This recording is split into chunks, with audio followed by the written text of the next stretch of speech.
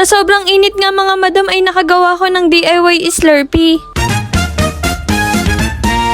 Sobrang init nga pala dito sa amin mga madam. Kaya naman may itatry akong gawin yung napanood kong nagtitrending sa TikTok. Kahit wala nga daw tayong freezer ay makakagawa tayo ng DIY Slurpee. Kaya naman ay lumabas na ako para bumili ng mga gagamitin natin. Nasa 3 ingredients nga lang daw tulad ng Coke, yellow at asin ay makakagawa na tayo ng Slurpee. Kaya kung gusto nyo rin palang malaman kung paano gumawa ng Slurpee ay tapusin nyo ang video na ito. Nilabas ko na nga rin yung pangmalakasang palanggana namin. Ang una pala nating gagawin ay dudurugin natin ang yelo. 10 pirasong yelo nga pala mga madam ang nagamit ko. Syempre, depende nga din sa inyo kung ilan ang magkakasya sa palanggana nyo. Ang pangalawa nga pala nating gagawin ay lalagyan natin ito ng asin. Ang sumunod nga na ginawa ko ay nilagyan ko ng konting tubig.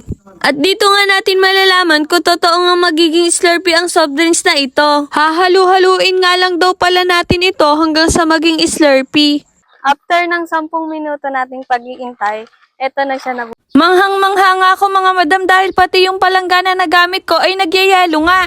Kaya nga mga madam ay itry nyo na rin to dahil legit nga na makakagawa kayo ng Slurpee.